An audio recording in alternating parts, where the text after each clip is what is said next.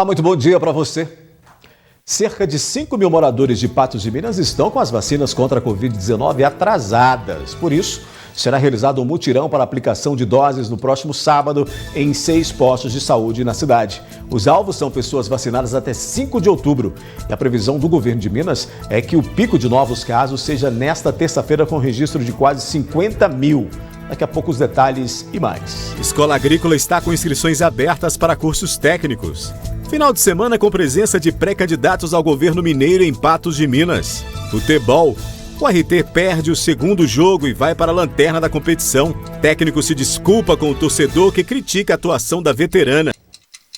Essas e mais informações no 30 Minutos dessa segunda-feira, que já está no ar.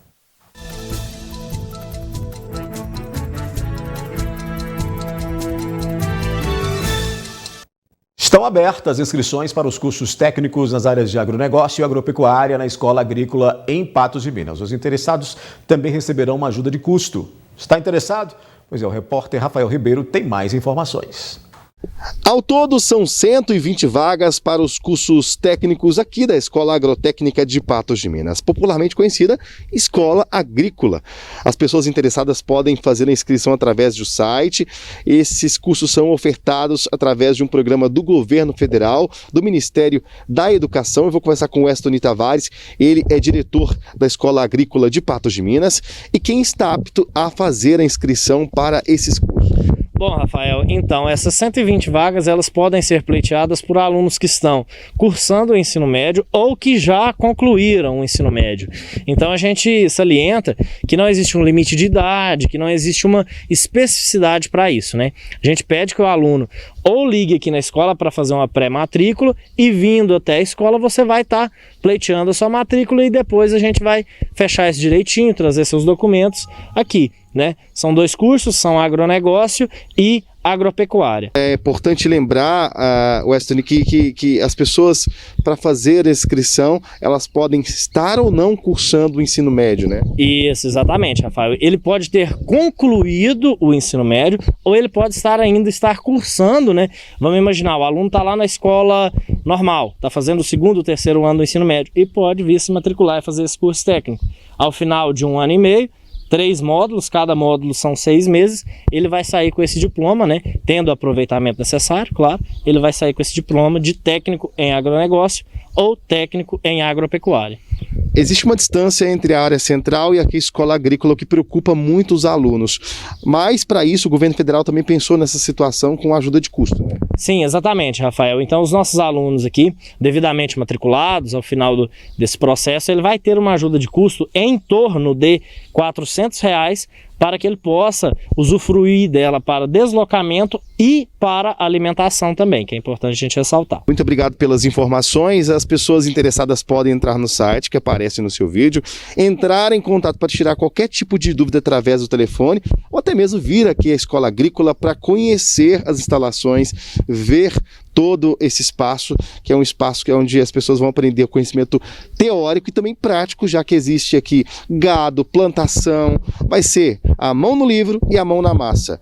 As imagens são do Diego Braga, Rafael Ribeiro, direto para o jornalismo da NTV. Os donos de MEIs, micro e pequenas empresas e empreendedores individuais têm até esta segunda-feira para pedir a inclusão no Simples Nacional, que é um regime especial de tributação para os negócios de pequeno porte. Somente as empresas que faturam até R$ 4.800.000 por ano podem optar pelo regime. Quem foi excluído do Simples devido a atraso nos impostos deve pedir o regresso ao regime e terá até 31 de março para acertar as pendências. Para regularizar a situação, a pessoa deve acessar o Centro Virtual de Atendimento ao Contribuinte da Receita Federal, o ECAC, requerer o certificado digital ou código de acesso. Daqui a pouco aqui no 30 Minutos a gente repercute a presença de pré-candidatos ao governo mineiro em Patos de Minas.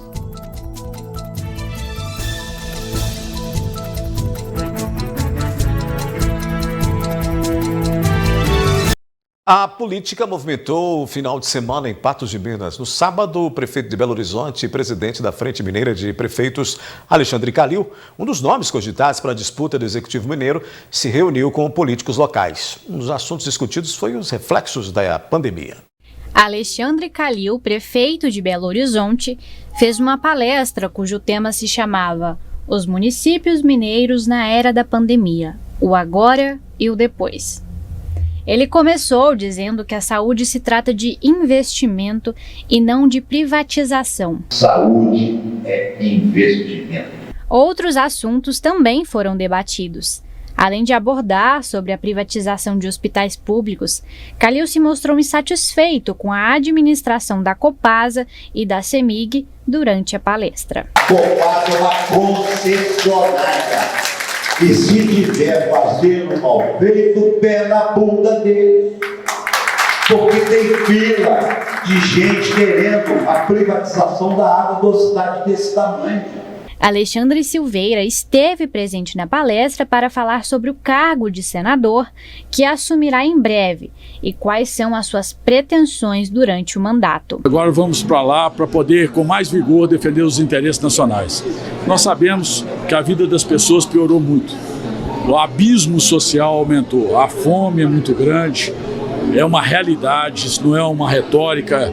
As pessoas estão, principalmente nos grandes centros, as mães estão indo buscar ossos para poder cozinhar, para poder suprir as necessidades dos seus filhos.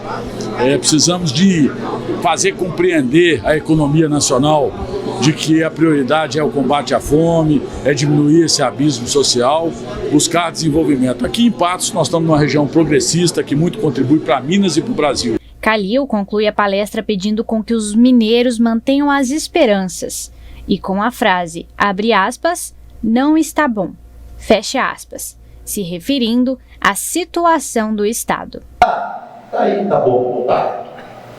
Não tá bom. O governador de Minas Gerais, Romeu Zema, outro pré-candidato ao governo do estado, também esteve em Patos de Minas na sexta-feira. Ele participou da posse de Falcão à frente da Amapá e se reuniu com 30 prefeitos para discutir ações pós-enchentes. Zema também falou sobre outros assuntos, como o novo piso do magistério.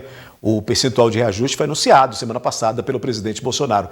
De acordo com a Confederação Nacional dos Municípios, o impacto nas finanças municipais poderia ser de 30 bilhões 460 milhões de reais. Em Patos de Minas, Romeu Zema também foi questionado se irá pagar o reajuste de 33,24% anunciado pelo presidente Bolsonaro para o piso do magistério. O mínimo a ser pago aos profissionais da educação básica passaria de R$ 2.886 para R$ 3.845.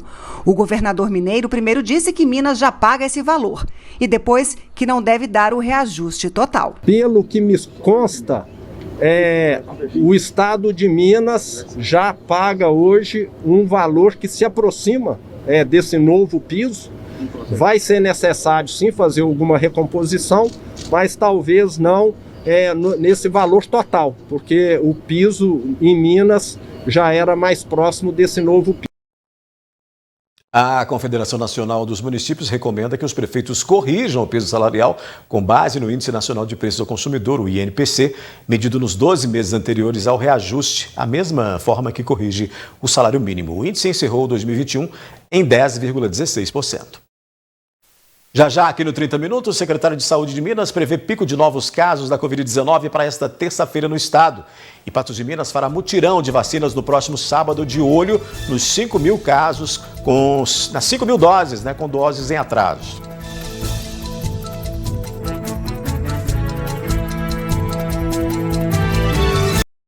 Morreu na madrugada de sexta-feira o seu Anísio. Ele foi rosto em algumas reportagens na NTV, quando a família indignada buscava vaga em um hospital público para que o homem de 58 anos recebesse tratamento digno contra o câncer. A doença, que começou no estômago, se espalhou e ele não resistiu. Nos últimos dias, ele estava internado na Santa Casa de Misericórdia. O secretário de Saúde de Minas, Fábio Baquerete, disse hoje que o pico de novos casos de Covid-19 no estado deve ser registrado nesta terça-feira, com quase 50 mil novos casos em 24 horas. A constatação é diante do aumento na disseminação da variante por conta da variante Ômicron, Pelos cálculos de Baquerete, os números devem começar a cair em meados de fevereiro. No boletim epidemiológico desta segunda-feira, são quase 8 mil novos casos, e 8 mortes confirmadas em Minas. No próximo sábado, 5 de fevereiro, terá mutirão para aplicação da dose de reforço contra a Covid-19, com foco nos moradores de Patos de Minas que estão com o cartão em atraso. A vacina será oferecida em 6 postos de saúde. Cerca de 5.000 pessoas estão com as vacinas contra a Covid-19 em atraso em Patos de Minas. Tanto que será realizado um mutirão no próximo sábado, 5 de fevereiro. Quem recebeu dose da AstraZeneca, Coronavac ou Pfizer até 5 de outubro deve procurar um dos 6 locais de aplicação. As unidades de saúde do Alvorada, Jardim Paraíso, Jardim Panorâmico, Alto da Colina, Cristo Redentor ou Ipanema. Os postos de saúde ficarão abertos de 8 da manhã às 4 da tarde. Quem também não tomou nenhuma dose e tenha mais de 12 anos pode procurar as unidades. Assim como os vacinados com Coronavac até 20 de dezembro, AstraZeneca até 20 de outubro, Pfizer até 15 de fevereiro e também serão ofertadas doses de reforço para imunossuprimidos que tenham intervalo de 3 meses da terceira dose.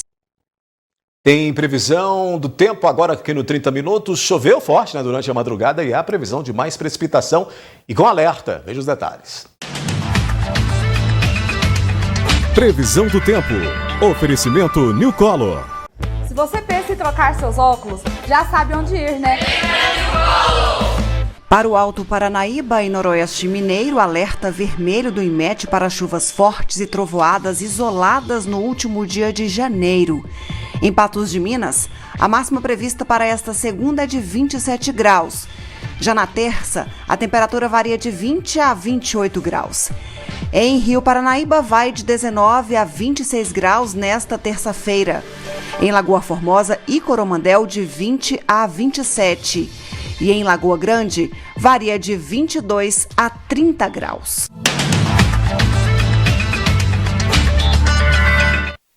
Em instantes a gente fala de futebol aqui no 30. O RT perde o segundo jogo do Mineiro e vai para a lanterna da competição. O técnico se desculpa com o torcedor que critica a atuação da veterana.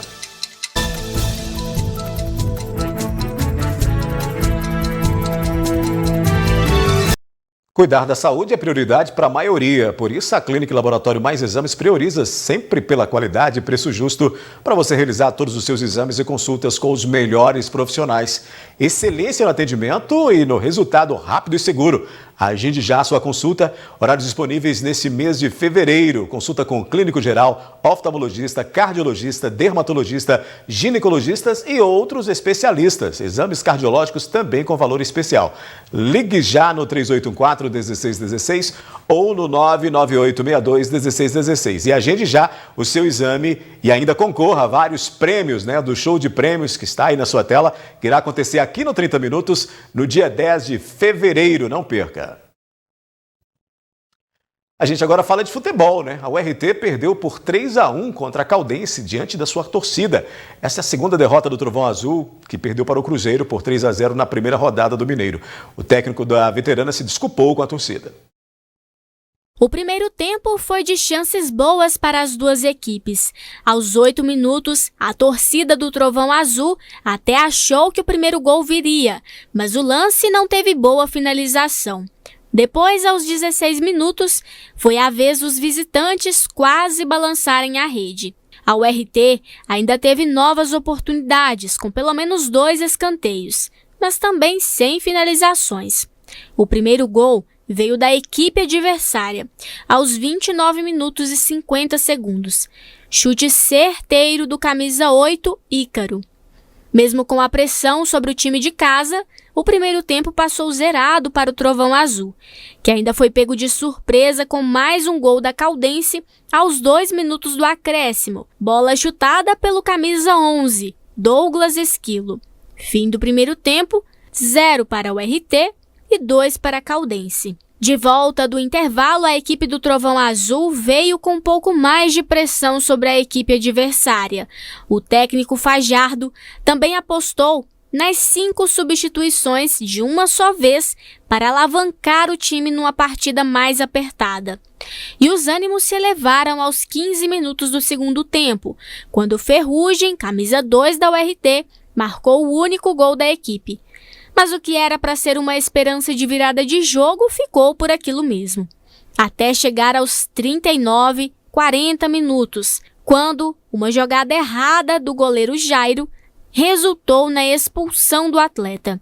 Quem assumiu a posição do jogo foi um dos próprios titulares, Breno, camisa 4, deixando a URT com 1 a menos na linha intermediária e de ataque. Não bastasse o aperto para o Trovão Azul, aos 45 do segundo tempo, Neto Costa aproveitou o espaço de bola para marcar mais um gol para a equipe veterana, finalizando a partida em 1 para o URT e 3 para a Caldense. Com o resultado da partida, o técnico Wellington Fajardo se desculpou com o torcedor pela derrota, reconheceu um primeiro tempo ruim para a equipe da URT, mas disse que esperava pelo menos um empate no segundo tempo, justificado por 2 situações na partida que desfavoreceram o elenco. Nós tivemos um pênalti muito claro na hora que estava 2 a 1 em cima do Matheus. A árbitra não deu o pênalti.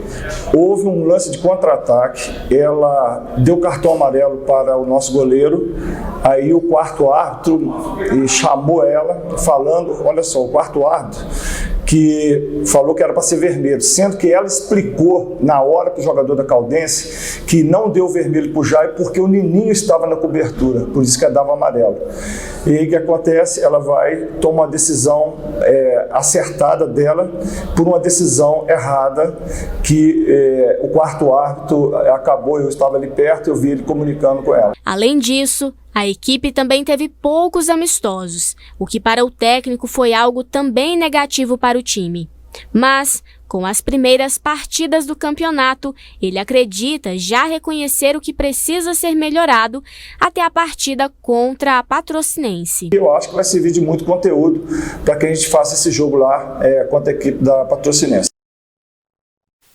Vamos dar uma olhada então na tabela do Campeonato Mineiro com a rodada do fim de semana, né? O Cruzeiro está no topo com 100% de aproveitamento até agora.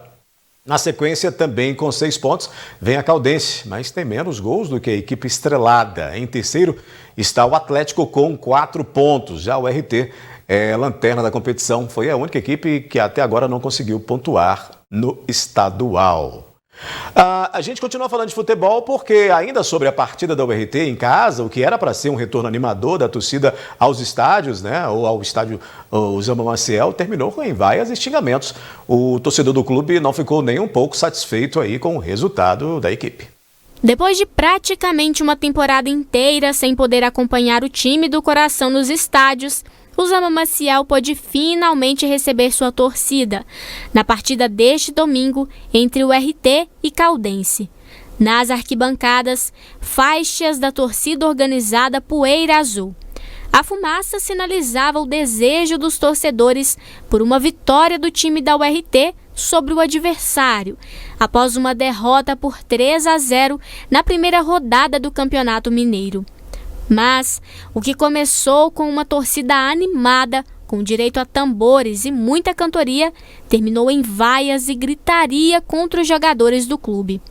Em campo, após a partida, teve jogador que alterou os ânimos com os adversários, insatisfeito com o resultado. Enquanto do lado de fora das grades, teve torcedor com expressão tensa no rosto e gente desanimada nas arquibancadas. E aí o torcedor fica realmente muito chateado, muito indignado. Iniciar o campeonato assim, com 2 derrotas, não é o que nenhum torcedor quer, evidentemente. Claro que a derrota para o Cruzeiro em Belo Horizonte era, né, uma questão diferenciada. Agora em casa o torcedor quer sempre que o time pontue, ainda que não diante de uma situação de revés como essa, possa ser resolvida, até porque estamos ainda no início do campeonato e os ajustes virão, né? Foi apenas um amistoso, como disse o Fajardo, e tomara que a URT encontre o seu caminho. O 30 Minutos fica por aqui, mas volta amanhã às 11h30 da manhã. Gui Boaventura já está prontinho. Início de semana, Gui Boaventura. Boa tarde para você. Olá, Daí. Boa tarde. Tudo bem? Tudo bem. Tudo tranquilo. Tudo certinho. Tranquilo. GGSS. GGSS. Apesar de mais uma sapatada aí do... Pois é, rapaz. Trovão Azul tomou, mais 3 gols aí na gaveta. De casa. Foi ruim, um resultado ruim. E tem clássico regional, né? No próximo, já na quarta. Tem mais 2 jogos ruins aí para o... Tem. 2 em casa, inclusive. 2 ruins em casa. Não, um é fora. América e Atlético. Não, Esses são péssimos, esses jogos aí, né? Tem os ruins e os péssimos, né? E esses 2 jogos são em casa, né? Sim.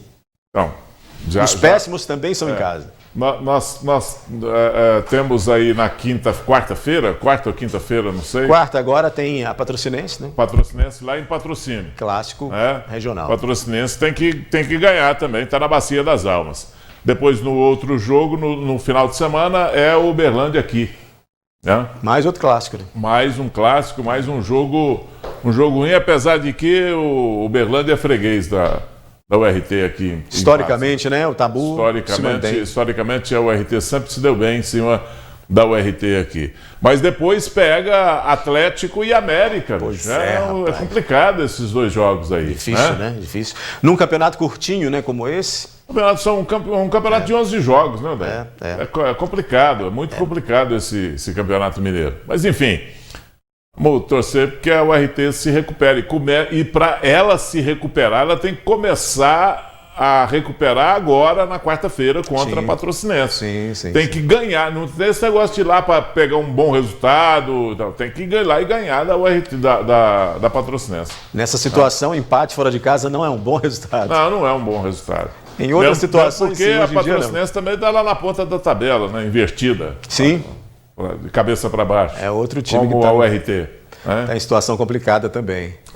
Agora, esses embates com os clubes do interior são justamente essas questões, né, que precisam ser resolvidas, porque contra os da capital já é praticamente ponto definido. Então é em casa e é na região que cada clube tem que se manter para poder se segurar durante o campeonato aí, porque senão... O disparate entre Atlético e o resto, América e o resto, o Cruzeiro nem tanto hoje, mas também, né? Já foi mais, o Cruzeiro, né? E o resto.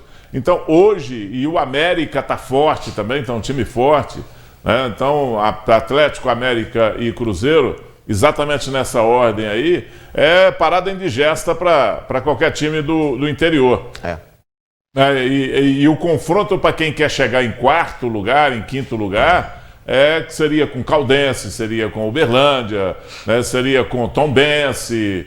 Então, e o RT também nessa conta aí. Então é ganhar, não pode deixar por menos não, né? Tem que ganhar. E os times mais fracos, como o Atlético lá, e esse time da Clube Atlético Patrocinense, tem que ganhar desses times, não pode deixar por... Sabe? Eu vou lá, vou colher um bom resultado. Não tem desse negócio de bom resultado lá, é vitória. Vitória com folga ainda. Até porque são mais próximos, né, Gui? Os outros que também são no interior são muito longe. Aí tem fator viagem, fator campo, tudo isso interfere também. Então, aqui na nossa região, a gente tem que realmente ganhar. Essa tabela desse jeito do Campeonato Mineiro, sabe, de um turno corrido e tem a classificação para a próxima fase, né, joga uma vez só contra os times da capital principalmente, não recebe, não faz nem renda desses times da capital aqui, que também renda também nessa época de pandemia, o negócio está meio complicado. É difícil. Mas campeonato desse jeito você não pode perder em casa, né? Não pode perder em casa. Não pode. Ganhar em casa, os pontos em casa, para quem quer chegar lá na ponta, quem quer chegar brigando lá pela classificação para o quadrangular final, tem que ser, sabe, fava contada. Jogou, tem que ganhar. Por isso o torcedor fica tão indignado, né? Porque ele sabe disso. Por isso fica indignado quando o time perde em casa. Agora, você falando dessa diferença, times da capital por interior, situação que a gente não vê, por exemplo, no Campeonato Paulista, né? Que há o formato lá também é diferente, né? Há uma aproximação, né? O formato lá também é diferente. É uma disputa entre grupos, né? Sim. O grupo A joga contra o grupo B e a competição é o seguinte: você tem que se dar bem contra o grupo B e se dar bem dentro do grupo A, né?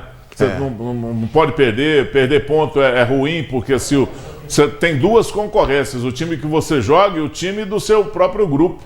Né, que se fizer uma campanha melhor do que a sua, mais gols, mais vitórias, etc. Como já foi o brasileiro em um momento, né? Com grupos jogando entre si, depois com as finais. A classificação final.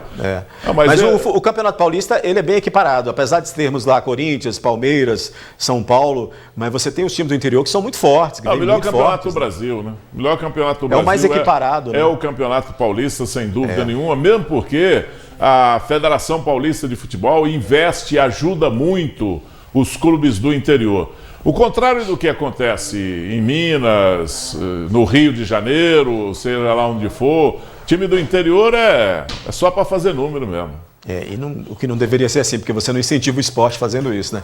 Aliás, você só atrapalha e aí os clubes do interior passam por essas dificuldades todas aí. Exatamente. Gui, um bom programa para você, uma ótima tarde e a gente se encontra à noite no News, viu? Estaremos lá. Grande abraço para você. Até mais.